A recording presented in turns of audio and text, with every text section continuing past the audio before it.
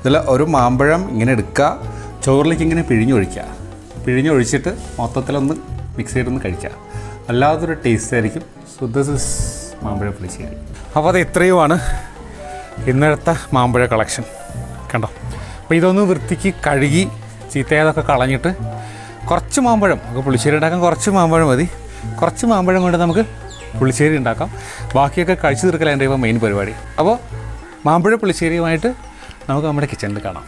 Okay, അപ്പോൾ നമ്മളിത് മാമ്പഴ പുളിശ്ശേരിക്കുള്ള വിഭവങ്ങളുമായിട്ട് നമ്മുടെ കിച്ചണിലേക്ക് എത്തിയിരിക്കുകയാണ്. ഇത് മാങ്ങ, ഞാൻ കുറച്ച് മാങ്ങ നല്ലത് നോക്കി എടുത്ത് വെച്ചിട്ട് ഇന്നലെ എടുത്തത് കാരണം കുറച്ചും കൂടെ പഴുത്ത് കിട്ടിയിട്ടുണ്ട്. ഞാൻ ഇന്നലെ മാങ്ങ എടുത്തത്. പിന്നെ ബാക്കി ഐറ്റംസ് എല്ലാം ഞാൻ എപ്പോഴും കുക്ക് ചെയ്യുമ്പോൾ തന്നെയാണ് ഫുൾ ഐറ്റംസ് വെച്ചിട്ട് മാത്രമേ കുക്ക് ചെയ്യാറുള്ളൂ. എല്ലാം എടുത്ത് വെച്ചിട്ടുണ്ട്. ഓരോന്നിട്ട് ഇടുമ്പോൾ അതിനാവശ്യമായ സാധനങ്ങൾ, ഇതിപ്പോൾ ഇത്രയും മിക്സിക്ക് അടിക്കാനുള്ള സാധനങ്ങളാണ്, ഇത്രയും കടുക് വറുക്കാനുള്ള സാധനങ്ങളാണ്. ബാക്കി വളരെ കുറച്ച് ചേരുവകൾ മാത്രം മതി. നമുക്ക് വളരെ ടേസ്റ്റി ആയിട്ട് മാമ്പഴ പുളിശ്ശേരി ഉണ്ടാക്കിയെടുക്കാം. ഇത് മാങ്ങ സാധാരണ ഞാനിപ്പോൾ മാങ്ങ തൊലിയോടെ വെച്ചിരിക്കുന്നത് ഇവിടെ. ഇങ്ങനെ എടുത്തിട്ട്, നാടൻ മാങ്ങയാണ്, അത്യാവശ്യം പുളിയും നല്ല മധുരവും ഉണ്ടാവും കേട്ടോ. ഇങ്ങനെയാണ് ഞാൻ സാറിന് പൊളിച്ചെടുക്കുക കേട്ടോ. ഇങ്ങനെ പൊളിക്കാൻ പറ്റിയില്ലെങ്കിൽ അല്ലാണ്ട് ഇങ്ങനെ എന്താ പറയുക, തോല് എടുത്ത് കളഞ്ഞിട്ട് വലിയ മാങ്ങയാണെങ്കിൽ കഷ്ണങ്ങളാക്കി എടുക്കുക കേട്ടോ. ഞാനിപ്പോൾ മുഴുവൻ ഇടേണ്ട പരിപാടിയാണ്.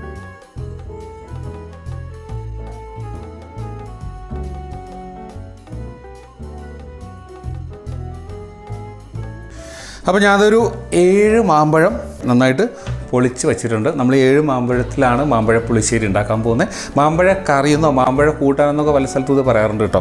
ഞാൻ ഈ മാമ്പഴത്തിന് ഒരു മൺപാത്രത്തിലാണ്, അല്ലെങ്കിൽ മൺചട്ടിയിലാണ് നമ്മൾ മാമ്പഴ പുളിശ്ശേരി ഉണ്ടാക്കാൻ പോകുന്നത്. മൺപാത്രമാണ് എപ്പോഴും നല്ലത്. അല്ലെങ്കിൽ സ്റ്റീലായാലോ നോൺ സ്റ്റിക്ക് ആയാലോ കുഴപ്പമില്ല കേട്ടോ. ഇല്ല എങ്കിൽ ഞാൻ ചെയ്യാൻ പോകുന്ന ഈ മാങ്ങയെ ചെറുതായിട്ടൊന്ന് ഉടച്ചു കൊടുക്കുക. ഇങ്ങനെ ഇഷ്ടമില്ലെങ്കിൽ വേണ്ട കേട്ടോ. ഒന്ന് ഒരു പുഷ്ടി കിട്ടാൻ, ഒരു കറിക്കൊരു കൊഴുപ്പ് കിട്ടാൻ വേണ്ടിയാണ്. വലിയ മാങ്ങയാണെങ്കിൽ ചിലർ അരിഞ്ഞിട്ട് ഉപയോഗിക്കാറുണ്ട് കേട്ടോ. ഇനി ഇതിലേക്ക് ഞാനൊരു 4 പച്ചമുളക് ഇടുന്നുണ്ട് കേട്ടോ. നിങ്ങളുടെ എരിവ് അനുസരിച്ച് ഇടുക, നമ്മൾ വേറെ എരിവ് ഇടുന്നില്ല.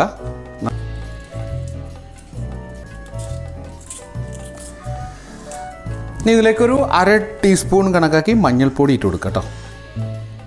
ഇതൊരു മഞ്ഞ നിറത്തിൽ കിട്ടണം പുളിശ്ശേരി, നമുക്കറിയാലോ. അതാ പുളിശ്ശേരിയുടെ ഹൈലൈറ്റ്. ഇനി ഞാൻ ചേർക്കാൻ പോകുന്നത് ശർക്കര കേട്ടോ. ശർക്കര എന്നോ ചില ഭാഗത്ത് വല്ലം എന്നൊക്കെ പറയാറുണ്ട്. നിങ്ങൾ കിട്ടുന്ന മാങ്ങയ്ക്ക് നല്ല പുളിപ്പുണ്ടെങ്കിൽ പുളിപ്പ് കണക്കാക്കിയിട്ട് ശർക്കര ഇട്ട് കൊടുത്താൽ മതി. ഇങ്ങനെ ശർക്കര ഇല്ലെങ്കിൽ ലാസ്റ്റ് പഞ്ചസാര ഇട്ടാലും മതി. ഞാൻ കുറച്ച് ശർക്കര അധികം ചേർക്കുന്നുണ്ട്. അത്യാവശ്യം നല്ല മധുരമുള്ള മാങ്ങയാണ് ഇതിലുള്ള. ഞാൻ കുറച്ച് ശർക്കര ഇട്ടിട്ടുണ്ട്. ഇതിലേക്കൊരു 2 തണ്ട് കറിവേപ്പിലയും കൂടെ. പിന്നെ നമ്മുടെ ഉപ്പ്.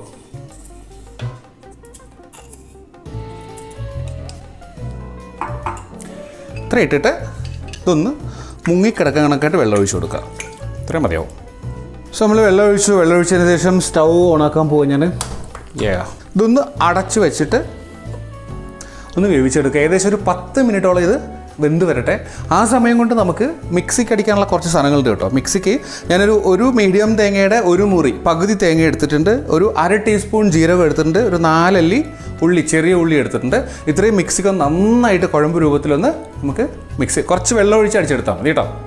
അപ്പോഴത്തേക്ക് നമ്മുടെ മാമ്പഴം നന്നായിട്ടൊന്ന് വെന്തിട്ടുണ്ട്. ഒരു 10 മിനിറ്റോളം ഞാൻ വേവിച്ചിട്ടുണ്ട്. 8-10 മിനിറ്റ് വേവിച്ചാൽ മതി കേട്ടോ.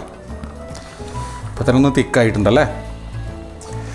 ഈ സമയം നമ്മൾ ഇതിലേക്ക് ഇപ്പോൾ മിക്സിക്ക് അടിച്ചു കൊണ്ടുവന്ന പേസ്റ്റ് ഇല്ലേ, തേങ്ങയും ജീരകവും ഉള്ളിയും ചേർത്തതാണ്.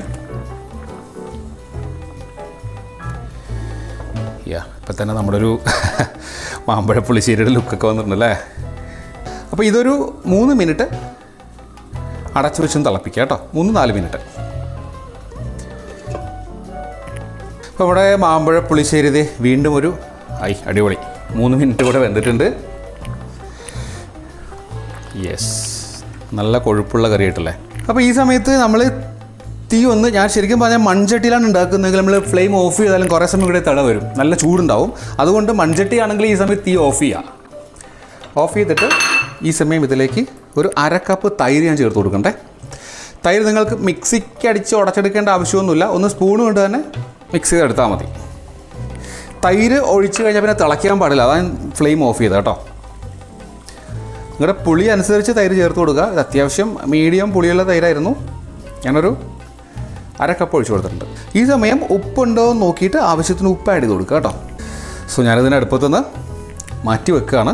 ഇത് മാറ്റി വെച്ചിട്ട് നമ്മൾ ഇനി ഈ മാമ്പഴ പുളിശ്ശേരിയുടെ വളരെ പ്രധാനപ്പെട്ട ഒരു സെക്ഷനിലേക്ക് കിടക്കുകയാണ്. ഞാനൊരു എന്താ പറയുക പാൻ അടുപ്പത്തേക്ക് വെച്ചിട്ട് ചൂടായിരിപ്പുണ്ട്. കുറച്ച് വെളിച്ചെണ്ണ, നമുക്ക് ആവശ്യം എത്രയാണ് വെളിച്ചെണ്ണ വേണ്ടത് അത്രയും ഈ സമയത്ത് ആഡ്, കാരണം നമ്മളിതിന് വെളിച്ചെണ്ണ ഒന്നും ആഡ് ചെയ്തിട്ടില്ല. സോ എണ്ണ ചൂടായി വരുമ്പോഴത്തേക്ക് നമ്മളിതിലേക്ക് ഒരു 1/2 ടീസ്പൂൺ കടുകും 1/2 ടീസ്പൂൺ ഉലുവയും വെച്ചിട്ടുണ്ട്. രണ്ടും ഇട്ട് കൊടുക്കാം. 1/2 ടീസ്പൂൺ മഞ്ഞൾ ഓൾറെഡി ചേർത്തിട്ടുണ്ട്. ഒരു 1/4 ടീസ്പൂൺ മഞ്ഞൾപ്പൊടി കൂടെ ഞാൻ സമയം ചേർത്ത് കൊടുക്കുകയാണ്, കുറച്ചുകൂടെ നിറം കിട്ടാൻ വേണ്ടി. ഇനി ഈ സമയത്ത് എരിവ് വേണമെന്നുള്ളവർ കുറച്ച് മുളക് പൊടിയും ആഡ് ചെയ്ത് കൊടുക്കാം. കുറച്ച് മഞ്ഞൾപ്പൊടി ആഡ് ചെയ്തല്ലേ കേട്ടോ. ഈ സമയം നമ്മളിതിലേക്ക് കുറച്ച് ഉള്ളി, ഒരു 4-5 ചെറിയ ഉള്ളി ഞാൻ അരിഞ്ഞ് വെച്ചിട്ടുണ്ടേ, അതിട്ട് കൊടുക്കാം.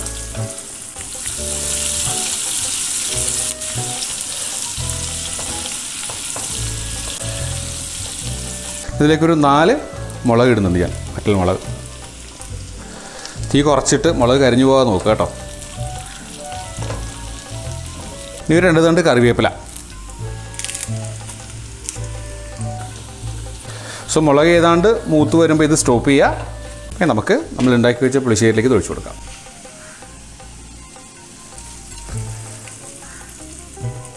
സോ ഇപ്പോൾ നമ്മുടെ മാമ്പഴ പുളിശ്ശേരി റെഡി ആയിട്ടുണ്ട്. അല്പസമയം അവിടെ ഇരിക്കട്ടെ, ഇരുന്ന് ഒന്ന് സെറ്റായതിനു ശേഷം നമുക്ക് ടേസ്റ്റ് ചെയ്ത് നോക്കാം എങ്ങനെയുണ്ടാവും. ഇത് നമ്മുടെ മാമ്പഴ പുളിശ്ശേരി നല്ല സെറ്റായിട്ടുണ്ട്, കണ്ടോ, അടിപൊളിയായിട്ടുണ്ട്. ഞാൻ കറിവേപ്പിലൊക്കെ ഇട്ട് നല്ല ഭംഗിയാക്കി കൊണ്ടുവച്ചിട്ടുണ്ട്. ഞാനൊന്ന് ടേസ്റ്റ് ചെയ്ത് നോക്കാം ചെറുതായിട്ട്.